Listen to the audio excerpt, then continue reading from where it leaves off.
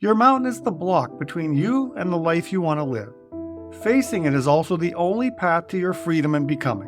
You are here because a trigger showed you to your wound, and your wound will show you to your path, and your path will show you to your destiny. Welcome to Philosopher Insights, the podcast that delivers wisdom in minutes a day that you can put into practice daily and strive to master over a lifetime. The podcast committed to sharing ideas that encourage you to bridge the gap between who you are today and the person you aspire to be in the future. Hi, my name is Herb Lamba, and welcome to my podcast where I will share practical insights from the world's best authors. Knowledge isn't power. Applied knowledge is. The quest to become the best version of you starts right now. Hi, and welcome to Philosopher Insights. My name is Herb Lamba. Today we're discussing The Mountain is You, Transforming Self-Sabotage into Self-Mastery. The author of this book is Brianna Wiest. The book is published in 2020. I wanted to share a number of my favorite insights, starting with Get Out of Denial, Truth About Self-Sabotage, What's This Noise, Anti-Fragile Brain, Logical Lapses, True Healing, Invite Your Future Self, and finish it off with Master Yourself. So let's start with the introduction. Quote, "When we can no longer rely on our coping mechanisms to help distract us from problems in our lives, it can feel as though we've hit rock bottom. The reality is that this sort of awakening is what happens when we finally come to terms with the problems that have existed for a long time.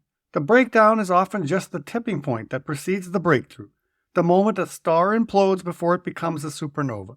Just as a mountain is formed when two sections of the ground are forced against one another, your mountain will arise out of coexisting but conflicting needs. Your mountain requires you to reconcile two parts of you, the conscious and the unconscious. The part of you that is aware of what you want and the part of you that is not aware of why you are still holding back.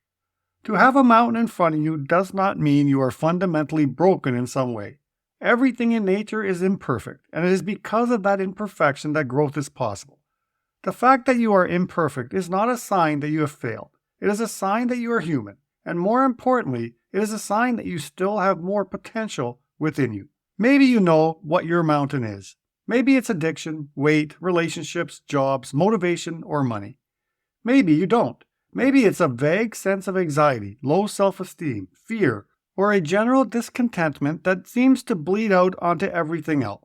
The mountain is often less a challenge in front of us as it is a problem within us. An unstable foundation that might not even seem evident on the surface, but is nonetheless shifting almost every part of our lives. Your mountain is the block between you and the life you want to live. Facing it is also the only path to your freedom and becoming.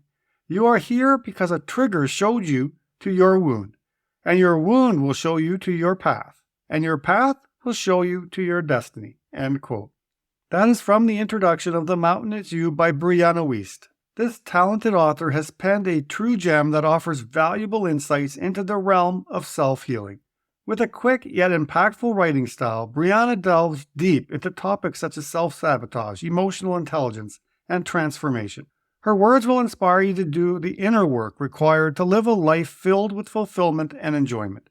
This book is a must-read for anyone looking to overcome adversity and find hope amidst life's challenges. Brianna's expertise and guidance will leave you feeling empowered and ready to tackle whatever obstacles come your way. I am honored to share a handful of my favorite insights, so let's begin. Insight number 1. Get out of denial. Quote, "If you are here because you truly want to change your life, you are going to have to stop being in denial about your personal state of affairs. The first step in healing anything is taking full accountability. It is no longer being in denial about the honest truth of your life and yourself. It does not matter what your life looks like on the outside. It is how you feel about it on the inside. The greatest act of self-love is to no longer accept a life you are unhappy with. It is to be able to state the problem plainly and in a straightforward manner." End quote. When it comes to making changes in our lives, it all starts with being honest with ourselves. It's easy to fall into denial, but the truth is that denying a problem won't make it go away. Instead, it's essential to take full accountability for our situation, no matter how uncomfortable it may be. For instance, let's say you've noticed that you've been putting on some extra weight. It's tempting to brush it off and make excuses, but that won't help you in the long run. By acknowledging the situation and taking full responsibility for it, you'll be in a better position to make positive changes. I love how David Goggins describes accountability in his incredible book, Can't Hurt Me, where he says, quote, "You are giving up instead of getting hard. Tell the truth about the real reasons for your limitations, and you will turn that negativity, which is real, into jet fuel. That is why it's okay to be cruel to yourself as long as you realize you're doing it to become better. We all need thicker skin to improve in life." End quote. Now that is intense, but just makes so much sense. Insight number 2, the truth about self-sabotage. Quote, "Self-sabotage is often misunderstood to be a way in which we punish, deride, or intentionally hurt ourselves. On the surface, this seems true enough. Self-sabotage is committing to a healthier diet and finding yourself pulling up to the drive-thru a few hours later. It's having strange and terrifying thoughts and allowing them to paralyze you in the face of important life changes or milestones. Self-sabotage is when you have two conflicting desires. One is conscious, one is unconscious. You know how you want to move your life forward, and yet you are still, for some reason, stuck." End quote. Self-sabotage can be a frustrating experience because it often feels like we're holding ourselves back, even when we consciously know what we want to achieve. It's like there are two parts of ourselves that are working against each other. On one hand, we have our conscious desires and goals that we actively work towards.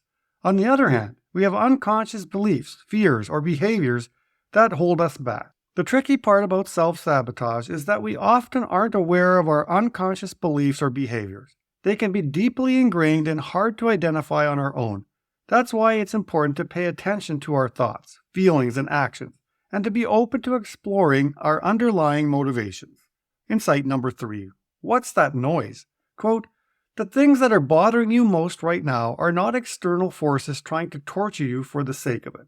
They are your own mind identifying what in your life can be fixed, changed, and transformed. If you continue to not take action, the siren will only get louder, and if you never learn to listen to it, you will probably disassociate from it and then be a victim to it. You already know the answers. You already know what you're here to do. You are here to create everything that would make you happier than you can imagine. It is only a matter of quieting your mind enough so you can feel all of the unlimited potential that is begging you to be used. To quiet the sirens in our head or prevent them from growing louder, taking action is imperative. After identifying the areas that require transformation or change, it's time to initiate the journey with small but significant steps. People who have a strong sense of purpose in life are more likely to have better physical and mental health. This suggests that having a sense of direction and meaning can help us to identify areas of our life that need attention and take action to improve them.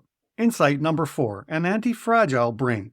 Quote, "Is your brain the greatest antagonist in your life?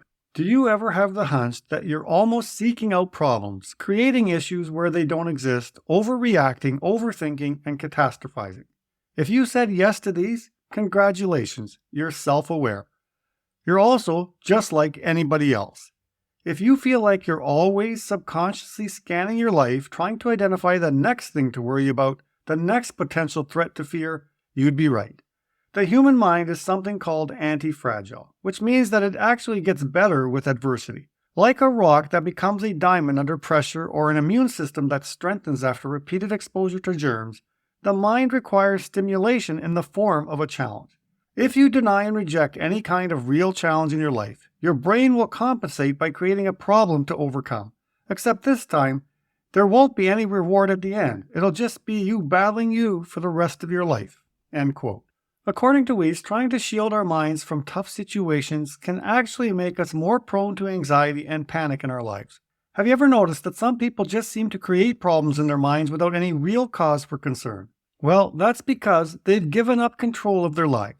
They've stopped being the driver and have become a passenger, thinking that life just happens to them rather than being a product of their actions. It is essential to maintain creative control of our existence. Quote, "Anti-fragile things need tension, resistance, adversity, and pain to break and transform.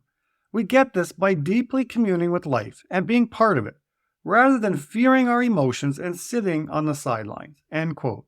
It's time to bring back one of my favorite mantras. Obstacles make me stronger. OMMS. Insight number 5, logical lapses. Quote, Most of the anxiety you experience in life is the result of inefficient critical thinking skills. You might assume because you are anxious, you are an overthinker, someone who obsesses about unlikely and scary outcomes more than is reasonable. The reality is that you are an underthinker. You're missing part of your reasoning process. One of the hallmarks of anxiety is rapid thinking. Because you are focusing on some issue so deeply and for so much time, you assume that you're also thinking through the issue thoroughly and arriving at the most likely conclusion. However, the opposite is happening. You're experiencing a logical lapse. You're jumping to the worst case scenario because you aren't thinking clearly. And then you are engaging your fight or flight response because the worst case scenario makes you feel threatened. This is why you obsess about that one terrifying idea." End quote. Have you ever considered that anxiety might be causing you to approach your thoughts from a different angle? Rather than overthinking, you might actually be underthinking, resulting in a logical lapse that leads you to imagine only worst-case scenarios. It's a common pattern for those struggling with anxiety, and it can be challenging to break free from. But recognizing that your anxious thoughts are not a reflection of your ability to reason can be a first step in regaining control of your mental state. So the next time you find yourself caught up in a spiral of negative thoughts, just take a moment to consider whether anxiety might be affecting your perspective. Quote, "When you experience a logical lapse, the climax becomes the conclusion. You imagine a situation, you figure that you would panic, and then because you're scared, you never think through the rest of the scenario. You never think about how you'd get through it, what you'd do to respond, and how you'd eventually move on with your life afterwards. If you were about to do this, you wouldn't be scared of it because you wouldn't think it had the power to end you." Healing isn't about running away from our fears. It's about confronting them with logic and understanding. By developing the ability to see situations for what they really are, we can respond appropriately without being held back by our anxieties. This isn't an easy process, of course. It takes time, patience, and practice to cultivate the skills of logic and rationality, but the rewards are immense. Insight number 6, true healing. Quote, "You are showing up as you are today and taking what's yours, not what belongs to some imaginary version of yourself, not what you think the world thinks you're worthy of, you, here, now. That is true healing. In fact, the universe does not allow perfection. Without breaks and gaps, there would be no growth. Nature depends on imperfection. Fault lines make mountains. Star implosions become supernovas, and the death of one season creates the rebirth of the next. You are not here to live up to the exact expectation that you mustered up in your head. You're not here to do everything precisely right and precisely on time. To do so would require stripping your life of spontaneity, curiosity, and awe." End quote. It's not always easy to embrace our authentic selves, especially in a world that often values conformity and assimilation. We may feel pressure to change ourselves to fit in or to be accepted by others. But the truth is, we are all unique individuals with our own strengths, weaknesses, and quirks. It's these unique qualities that make us who we are and add value to the world around us. By accepting our worth as we are today, we give ourselves permission to be imperfect, to make mistakes, and to learn and grow from them. We don't need to wait for an external validation or proof of our worthiness. Quote, "Let's be clear about something. Becoming the best version of yourself is your natural inheritance. It is what you are born to do.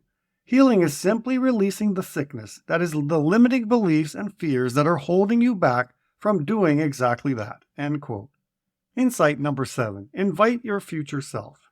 In order to heal ourselves, the author proposes that we take 2 important steps. Firstly, we should reconnect with our inner child and foster open communication with them. Secondly, we should envision the best version of ourselves in the future, starting from where we are today. She recommends starting a meditation session that begins by inviting your future self to sit with you and talk. Quote, "The point of doing future self-work is so that you can merge with this aspect of yourself. You want to clearly envision the most ideal version of yourself so that you know how your life needs to grow, shift, and change." End quote.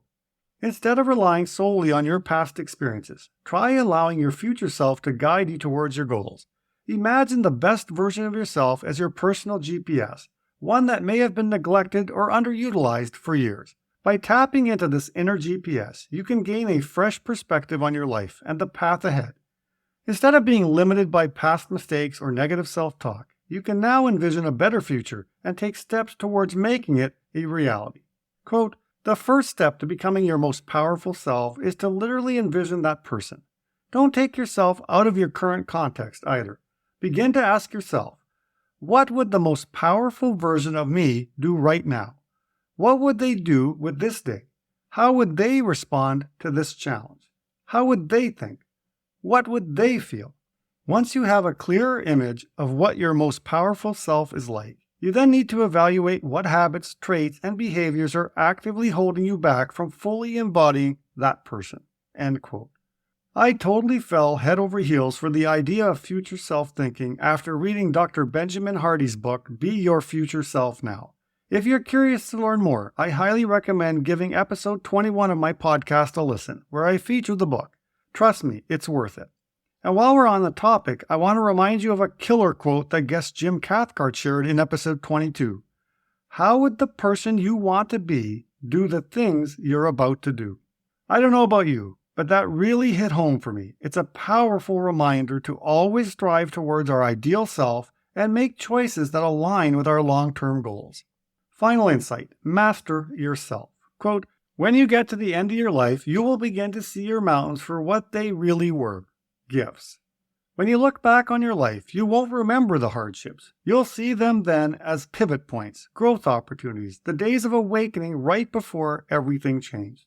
Mastery is to finally understand that the years of discomfort you endured were not some sort of purgatory you had to just get through. They were your deepest inner self informing you that you are capable of more, deserving better, and meant to transform into the person of your dreams. You must claim it. You must create it. One day, the mountain that was in front of you will be so far behind you, it will barely be visible in the distance. But who you become in learning to climb it, that will stay with you forever. That is the point of the mountain." End quote. Those are the final words in the book, and Brianna finishes this book brilliantly.